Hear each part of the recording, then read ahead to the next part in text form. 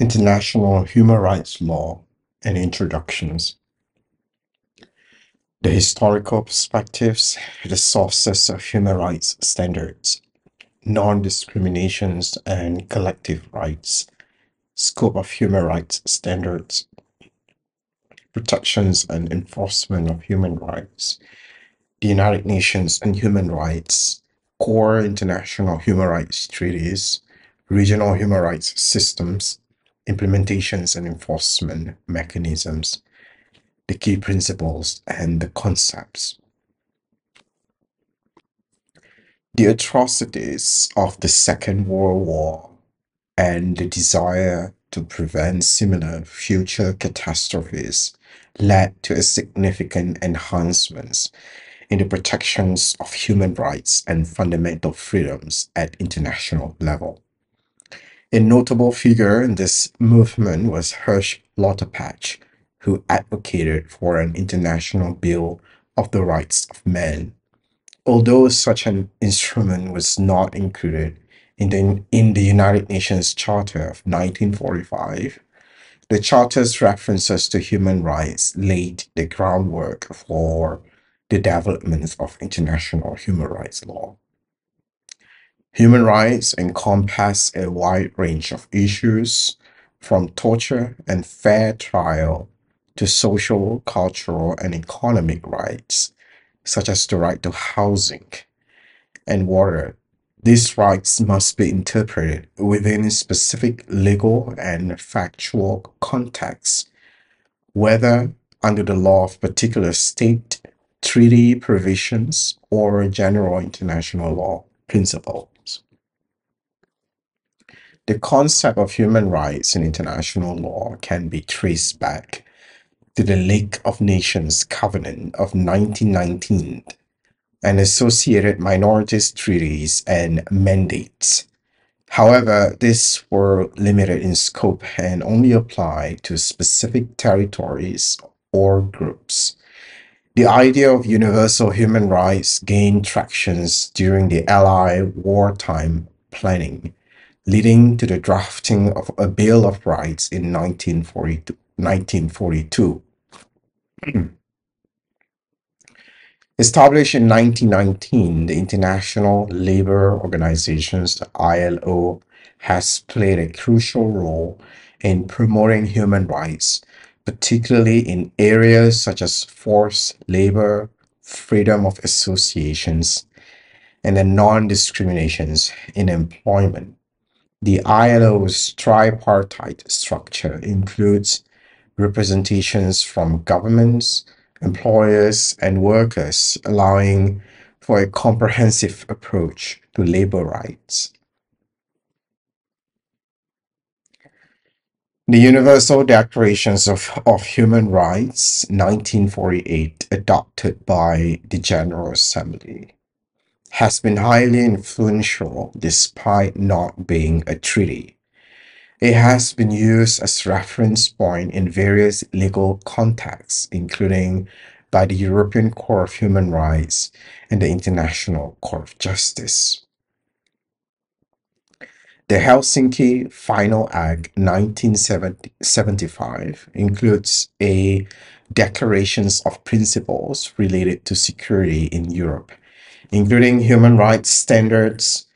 Although not legally binding, it has had significant political and legal implications, particularly in Eastern Europe.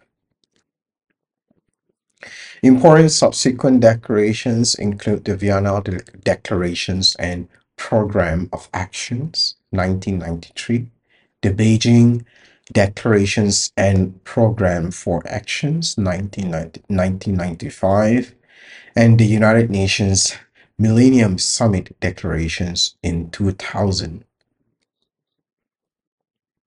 Human rights standards derive from various multilateral conventions. These include the International Covenants of 1966, regional conventions and treaties addressing specific issues such as genocide, racial discriminations, and torture. The International Covenant on Economic, Social, and Cultural Rights, the ICSCR, and the International Covenant on Civil and Political Rights, ICCPR, were adopted in 1966 and came into force in 1976. These covenants have legal effect as treaties and include mechanisms for supervision and compliance, such as the Human Rights Committee, HRC, and the Committee on Economic, Social, and Cultural Rights. Regional treaties, such as the European Conventions on Human Rights, the American Conventions on Human Rights, and the African Charter on Human and People's Rights, provide additional frameworks for the protections of human rights. Treaties addressing specific issues include the Genocide Conventions, the Conventions Against Torture, and the International Conventions for the Protection of All Persons from Enforced Disappearance. Treaties protecting specific groups include the 1951 Conventions relating to the status of refugees, the Conventions on the Rights of the Child, and the Conventions on the Eliminations of All Forms of Discriminations against Women. Fundamental human rights principles are also part of customary international law as recognized by the International Court of Justice in cases such as the Barcelona Traction case and the Wall opinion. The principle of non-discrimination is enshrined in various international instruments, including the International Conventions on the Eliminations of All Forms of Racial Discriminations, ICERT, and the Conventions on the Eliminations of All Forms of Discriminations against Women, CEDAW. With regard to self-determinations, the right to self-determination is recognized in several international instruments, including the ICCPR, ICESCR, and the African Charter on Human and People's Rights. This right has been affirmed by International Court of Justice in cases such as Western Sahara and the Wall opinion. The protection of minority rights is addressed in instruments such as the European Framework Conventions for the Protections of National Minorities, and it can also be seen in ICCPR under Article 27. The United Nations Declarations on the Rights of Indigenous Peoples, adopted in 2007, represents a significant development in the recognitions of indigenous rights, including the right to self-determinations. Other collective rights include the right to development and the right to culture, as recognized in instruments such as the Declarations on the Right to Development and the ICSCR.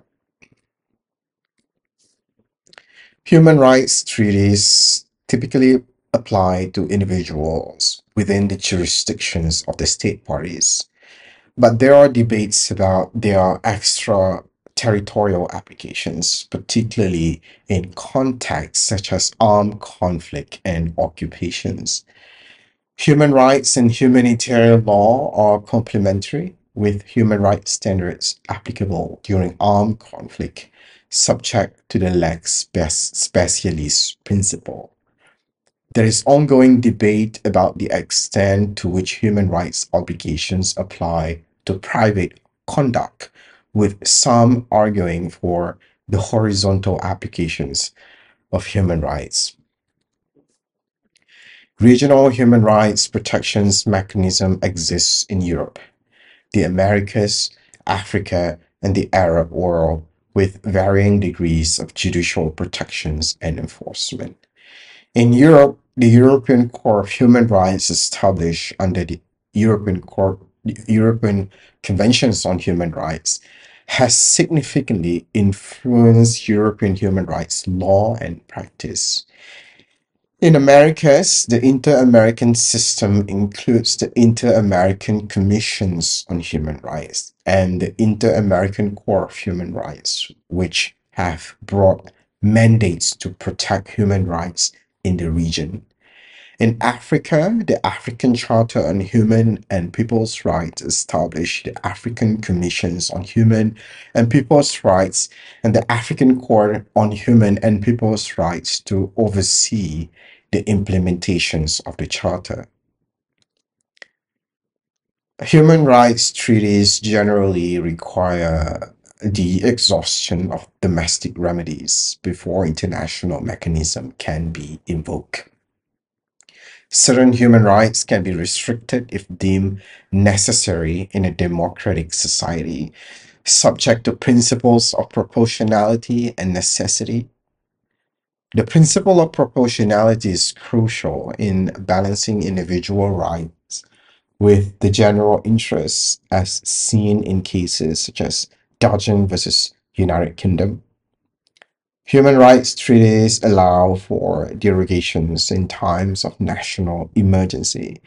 Although certain rights are non-derogable, the margin of appreciation doctrine allows states some discretions in how they implement human rights obligations, recognizing their unique contexts and challenges. Domestic legal systems are the primary means of enforcing human rights, with international mechanisms serving as supervisory bodies. The United Nations political organs such as General Assembly and the Security Council have played roles in investigating and addressing human rights violations, although their effectiveness has varied. There are nine core human rights treaty bodies responsible for monitoring the implementations of international human rights treaties, including the HRC and CESCR. The Office of the United Nations High Commissioner for Human Rights, established in 1993, provides leadership in the human rights field and coordinates various activities and reports. The international human rights system relies heavily on the domestic implementations of treaty obligations and the rule of law. While there are challenges and criticisms, the development of human rights standards and mechanisms of the past decades has been a significant achievement in promoting and protecting human rights globally. International human rights law represents a modern global governance, embodying the collective aspirations of nations to protect the fundamental dignity and worth of every human being. The genesis of international human rights law as we know it today can be traced back to the aftermath of the Second World War. The horrific atrocities committed during this period serve as a catalyst for the international community to establish robust mechanisms for protecting human rights and fundamental freedoms of human beings on a global scale. The establishment of United Nations in 1945 marked a watershed moment in the development of international human rights law. The UN Charter, in its preamble and several articles, explicitly references human rights, signaling a commitment to their protections and promotions on a global scale. The Universal Declarations of Human Rights, adopted by the United Nations General Assembly on 10 December 1948, is foundational text in international human rights law. It covers a wide range of rights, including dignity, non-discriminations, life, liberty, security, and more. Although it is not a treaty, it has influenced many legally binding instruments and is recognized as a part of customary international law. There are core international human rights treaties that follows the Universal Declarations of Human Rights. These treaties were developed to create legally binding obligations for states in the realm of human rights. The ICCPR, which is one of the core treaty of human rights, outlines key civil and political rights, such as the right to life, which ensures the inherent right to life, the prohibitions of torture, which forbids torture and cruel treatment, prohibitions of slavery, liberty and security of persons, right to a fair trial, right to participate in public affairs, freedom of associations, right of peaceful assembly, freedom of expressions, and freedom of thought, conscience, and religions. The ICESCR, or International Covenant on Economic, Social, and Cultural Rights, 1966, it outlines key economic, social, and cultural rights such as the right to work, just work conditions, trade union rights, social security, adequate living standards, health, educations, and participations in cultural rights. The ICSCR recognizes that many of these rights may need to be achieved progressively, taking into account the resources available to states. The Conventions on the Eliminations of All Forms of Racial Discriminations, the ICER, focuses on combating racial discriminations. Some of the key provisions include state obligations to eliminate racial discriminations, equal enjoyment of rights, and effective protections and remedies. CEDAW, or Conventions on the Eliminations of All Forms of Discriminations Against Women, 1979, addresses discriminations against women in various areas. Some of the key articles include policy measures, political and public life, educations, employment, and marriage and family life. Each article aims to ensure equality and eliminate discriminations against women. The Conventions Against Torture, CAT, or its full name, Conventions Against Torture and Other Cruel, Inhuman, or Degrading Treatment or Punishment, of 1984. It includes key provisions such as measures to prevent torture, non-refoulement, and the right to address and compensations for victims. The Conventions on the Rights of the Child, CRC, recognizes the special status of children and provides for their protections and development. Some of the key articles include the best interests of the child, the right to be heard, protections from violence, the right to educations, and the right to play and leisure. The European Conventions on Human Rights, ECHR, of 1950, which is enforced by the European Court of Human Rights, includes key articles such as the right to life, prohibitions of torture, the right to liberty and security, right to a fair trial, and more. These articles ensure fundamental freedoms and protections for individuals residing in Europe. The American Conventions on Human Rights includes key provisions such as the right to life, humane treatment, personal liberty, and a fair trial. It also ensures freedom of conscience, religions, expressions, assembly, associations, movement, and participations in government.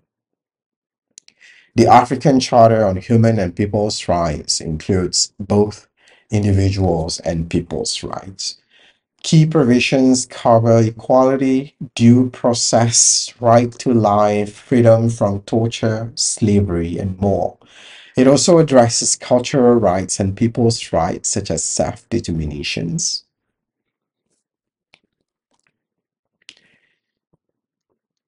Each of the core human rights treaties has a committee of experts that monitors state compliance. These committees review state reports, issue general comments, interpreting treaty provisions, and in some cases, hear individual complaints. United Nations Human Rights Council is intergovernmental body is responsible for promoting and protecting human rights worldwide. It conducts the Universal Periodic Review, a process through which the human rights records of all United Nations member states are examined.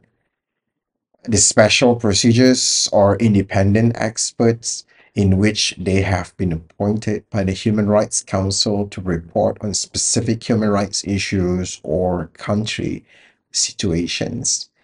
The International Court of Justice can hear cases between states involving human rights issues. Regional courts such as European Court of Human Rights, the Inter-American Court of Human Rights, and the African Court on Human and People's Rights. These courts can hear cases brought by individuals against states. States have primary responsibility for implementing human rights obligations within their own territories. This can involve incorporating treaty obligations into domestic law, establishing national human rights institutions, providing effective remedies for human rights violations, training law enforcement and judicial officials on human rights standards.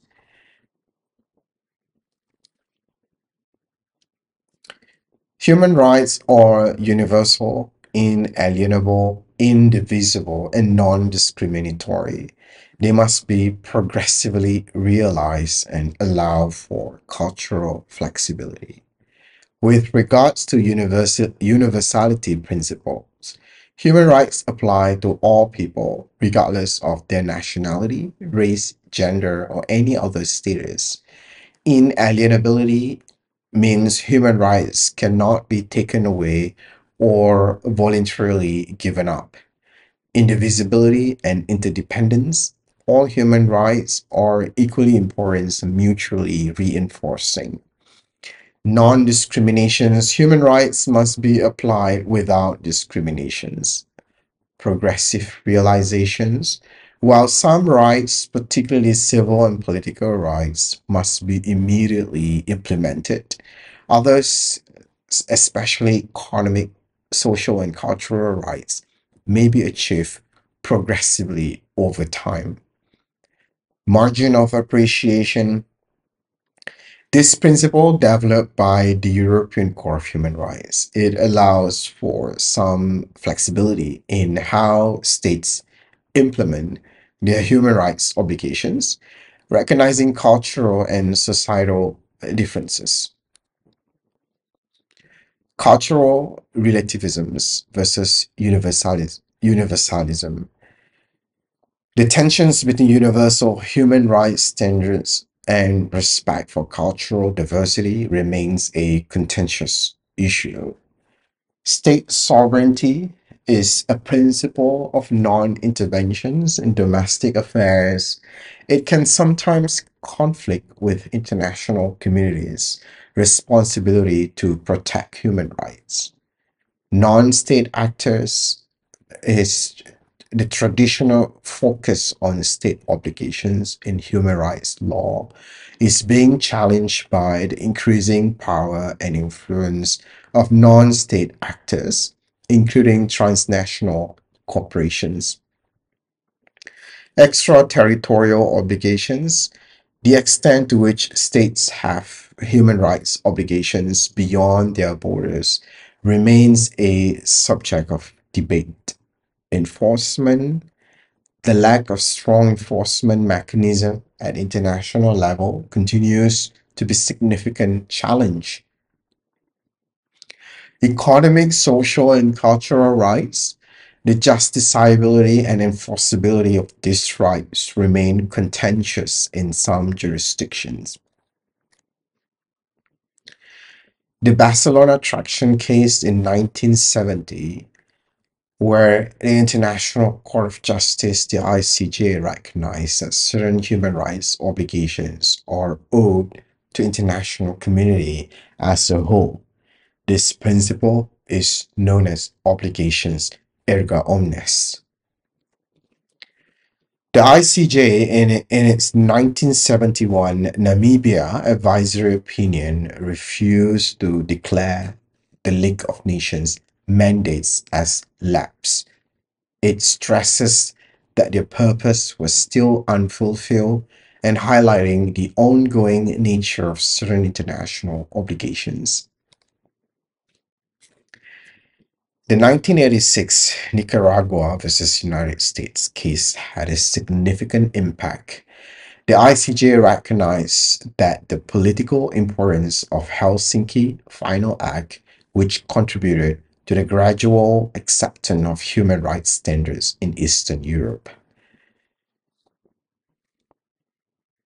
The ICJ's 2004 advisory opinion found Israel's wall constructions in the occupied Palestinian territory to be against international law. It also held that the ICCPR and ICESCR apply to individuals outside a state party's territory but under its jurisdiction. Al-Skini versus United Kingdom in 2011, where the European Court of Human Rights clarified the scope of extraterritorial jurisdictions under the European Conventions on Human Rights. It expands the circumstances in which states can be held responsible for human rights violations outside their territories. In 1975, the International Court of Justice recognized the principle of self-determinations as a crucial concept in human rights law. This is as per the case of Western Sahara Advisory Opinion. International human rights law represents a monumental achievement in the quest to protect human dignity and promote social progress. It has evolved from a set of aspirational principles to a complex body of law with far-reaching implications for states, individuals, and international community as a whole. While significant progress has been made in establishing norms and mechanisms for the protections of human rights, substantial challenges remain. The ongoing debates surrounding cultural relativism, state sovereignty, and the role of non state actors highlight the dynamic nature of this field of law. As we move forward, the key challenge lies in bridging the gap between the lofty ideals enshrined in human rights instruments and the often harsh realities on the ground. This will require continued commitment from states, civil society, and individuals to uphold the principle of human rights and to work towards their full realizations for all people everywhere.